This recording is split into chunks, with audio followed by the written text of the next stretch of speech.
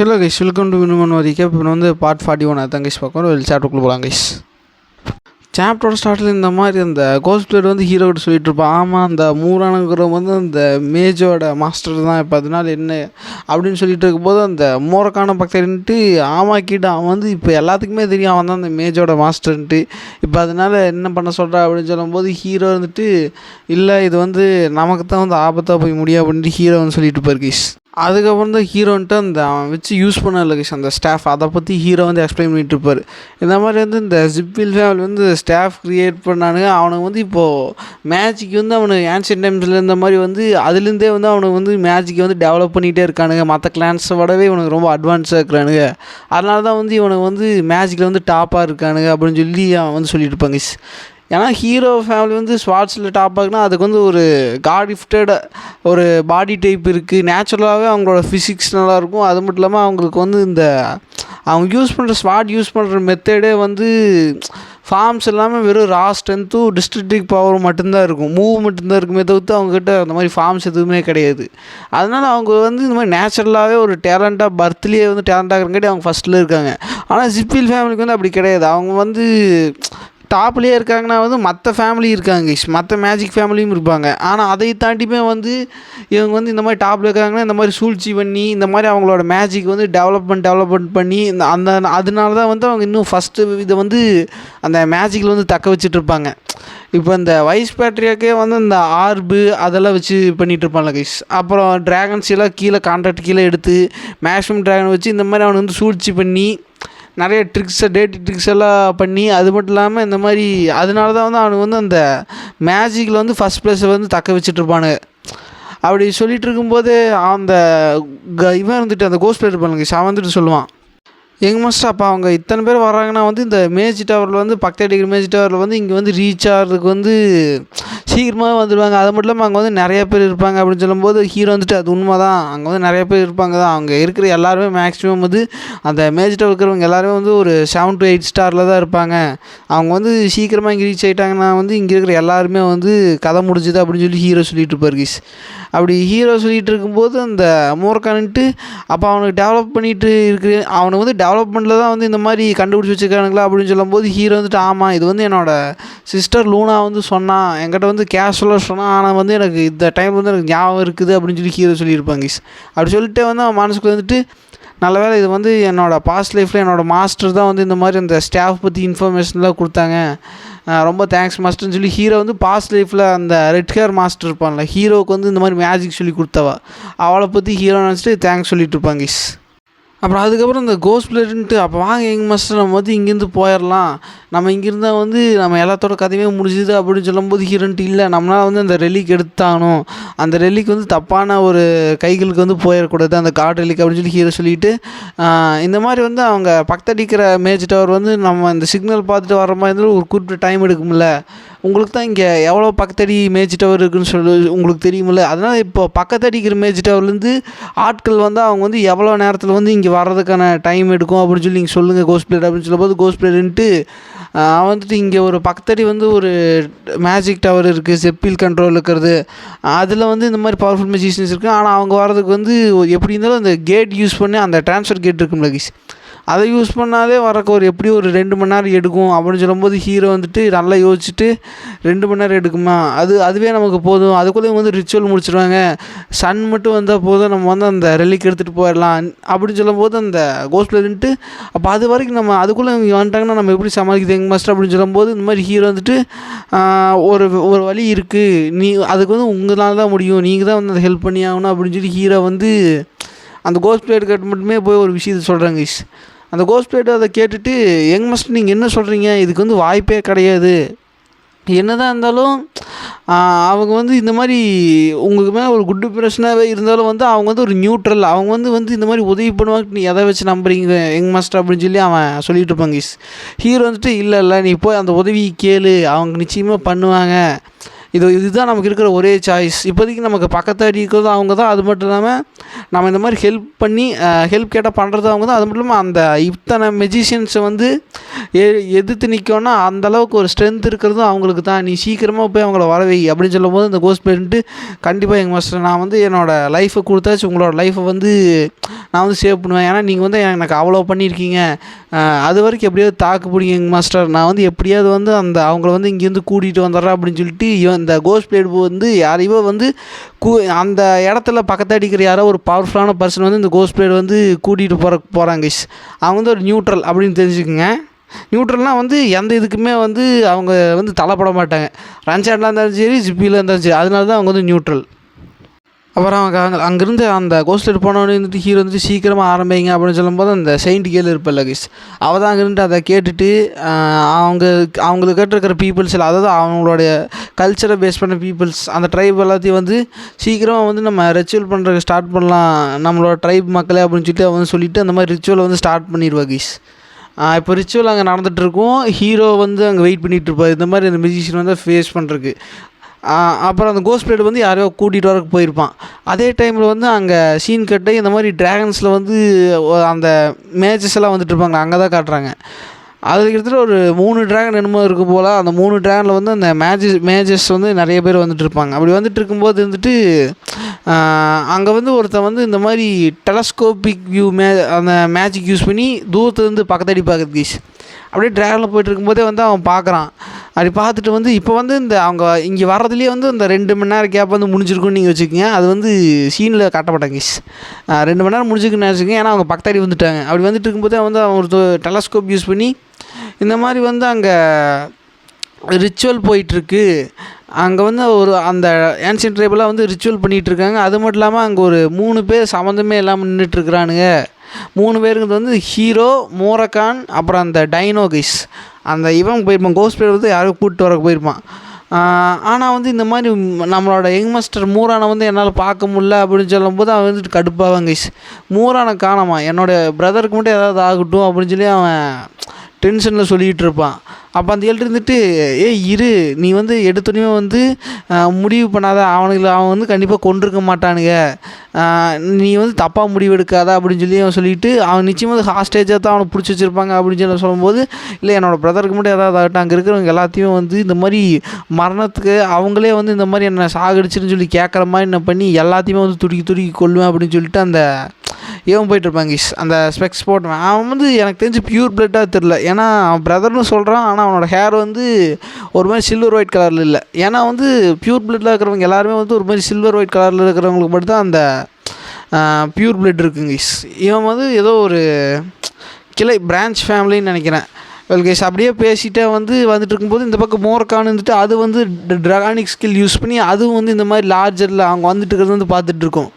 Hero வந்து அந்த ring மூலமாக வந்து அவரோட ஹெல்மெட் மாதிரி ஒன்று போட்டுருப்பார்ல கைஸ், அதை வந்து போட்டுட்ருக்கிறாரு. அப்போ மோர்கான் வந்துட்டு சொல்லுது கைஸ், இந்த மாதிரி வந்து அங்கே நிறைய ட்ராகனில் வந்துக்கிட்டு இருக்கானுங்க, அதெல்லாமே வந்து ரெட் ட்ராகன்ஸு, அநேகமாக வந்து மேஜஸ் வந்து இருப்பாங்க. இப்போ வந்து நான் வந்து ஹியூமன் ஃபார்மில் இருக்கேன், ஆனால் தேவைப்பட்டால் வந்து நான் அந்த மாதிரி ட்ராகன் ஃபார்முக்கு மாறுவேன் கிட்ட அப்படின்னு சொல்லிகிட்டு இருப்பாங்க கைஸ் அந்த மோர்கான்.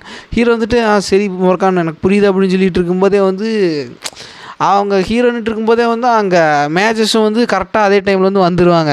இன்னும் ரிச்சுவல் போயிட்டு தான் இருக்கும். அப்படி வந்துட்டு வந்து எல்லோரும் இறங்குறாங்க கைஸ். ட்ராகனில் தான் வந்திருப்பாங்க. இவங்க வந்து ட்ரான்ஸ்ஃபர் கேட் யூஸ் பண்ணி வந்த மாதிரி தெரியல, ட்ராகன்லேயே வந்து இவ்வளோ தூரம் பறந்து வந்திருப்பாங்க. அப்படி வந்துட்டு இருக்கும்போது அந்த ஸ்பெக்ஸ் போட்டான்ல அவன் வந்துட்டு, யாரா நீங்கள், உங்களுக்கு என்னடா இங்கே வேலை, இந்த மாதிரி ஜிப்பில் ஃபேமிலி கண்ட்ரோல் இருக்கிற ஒரு இடத்துல நீங்கள் என்னடா பண்ணிட்டுருக்கீங்கன்னு சொல்லி அவன் கோவத்தில் கேட்டிருப்பாங்க கைஸ். சரி அதெல்லாம் விடு, நான் இப்போ பிரச்சனை கிடையாது, நீங்கள் கூலிப்படையா இல்லை இந்த ரன் சேனலோட நாய்களா, அதாவது ரன் சேனலுக்கு கீழே வேலை செய்கிறவங்களா இல்லை ஜெப்பில் அந்த மூரான் வந்து இந்த மாதிரி அவனோட கேரக்டர் மூலமாக வந்து அங்கே நிறையா ஒரு என்ன சொல்கிறது நிறையா எனிமிகளை வந்து அவன் சம்பாதிச்சு வச்சுருப்பாங்க கைஸ். அந்த மாதிரி அந்த எனிமியாக இல்லை இந்த ரன் சேனலுக்கு கீழே வேலை செய்கிற மாதிரி ஒரு டாகு அந்த மாதிரி, அதாவது ஒரு வேட் நாய் மாதிரி அந்த மாதிரி இனத்தை சேர்ந்தவங்களா அப்படின்னு கேட்கும்போது ஹீரோ வந்துட்டு என்னவா இருந்தால் தெரிஞ்சுட்டு என்னடா பண்ண போகிற, அதான் வந்துட்டு இல்லை அப்படின்னு சொல்லும்போது ஹீரோ வந்துட்டு அந்த ட்ராகன்ஸ் பார்த்துட்டு இதெல்லாமே ஃப்ளேம் ட்ராகனா அப்படின்னு சொல்லிட்டு அந்த மோர்கான்கிட்ட கேட்கும்போது மோர்கான்ட்டு இல்லை கிட்ட அது வந்து ஃப்ளேம் ட்ராகன் கிடையாது, இது எல்லாமே வந்து ரெட் ட்ராகன்ஸு, மேபி அந்த ஃப்ளேம் ட்ராகனுக்கு கீழே இந்த ட்ராகன் எல்லாம் இருக்கலாம் அப்படின்னு சொல்லி அவன் சொல்லிட்டு இருப்பான் கைஸ் அந்த மூரக்கான். ஹீரோ ஏன் கேட்குறான்னா வந்து இந்த மாதிரி அந்த ஃப்ளேம் ட்ராகன் இந்த மாதிரி ரெட் கலர் தானே இருக்கும், அதனால தான் அதை பார்த்துட்டு கேட்டிருப்பான். அப்படி கேட்டுருக்கும்போது அந்த ஸ்பெக்ஸ் போட்டை வந்துட்டு சரி விடு அதெல்லாம் விடு, நான் வந்து ஒன்று மட்டும் உங்கள்கிட்ட கேட்குறேன், இந்த மாதிரி என்னோடய பிரதர் வந்து உயிரோடு இருக்கிறானா இல்லை அவனை வந்து நீ கொன்னுட்டியா அப்படின்னு சொல்லி அவன் கேட்டுருக்கும்போது ஹீரோ வந்து பார்த்துட்டு போயிருக்கு. அப்படி பார்த்துட்டு இருக்கும்போது இவன் வந்துட்டு என் பிரதரை மட்டும் இந்த மாதிரி எதுவும் பண்ணாமல் விட்டுருங்க அப்படி ஏன்னா வந்து இது கேட்குறதுக்கான உரிமை எனக்கு இருக்குல்ல, நீங்கள் மட்டும் அதுக்கு ட்ரூத்ஃபுல்லான ஒரு பதில் சொல்லிட்டீங்கன்னா வந்து நான் வந்து உங்களோட ஃபேமிலி டச் பண்ண மாட்டேன், நான் வந்து உங்களை கொல்றதோட விட்டுருவேன் அப்படின்னு சொல்லி சொல்லிட்டு இருப்பாங்க. ஹீரோ வந்துட்டு கடுப்பாயிட்டு ஃபேமிலி பற்றி நீ பேசுகிறியா, இங்கே இருக்கிறவன் எத்தனை மக்களை அவன் புழு பூச்சி மாதிரி கொண்டிருக்கான் தெரியுமா, எல்லாத்தையுமே வந்து ஒரு நாயோட மோசமாக நடத்தினா, அப்படி இருக்கிறவனை போய் நீ வந்து இவ்வளோ ட்ரெஸ்அப் பண்ணுறியா அப்படின்னு சொல்லும்போது அவன் வந்துட்டு கடுப்பாயிட்டு ஹீரோ வந்து கடுப்பாயிட்டு தேவையில்லாமல் பேசிகிட்டு இருக்காதடா, நேரத்தை வந்து கடத்திட்டு இருக்காத அப்படின்னு சொல்லி அவன் சொல்லிகிட்டு இருப்பாங்க. அப்படி சொல்லிகிட்டு இருக்கும்போது அந்த ஸ்பெக்ஸ் போட்டு வந்துட்டு என்னடா சொல்கிற, அந்த புழு பூச்சிகளும் என்னோடய பிரதரும் ஒன்றா, எப்படி ஒரு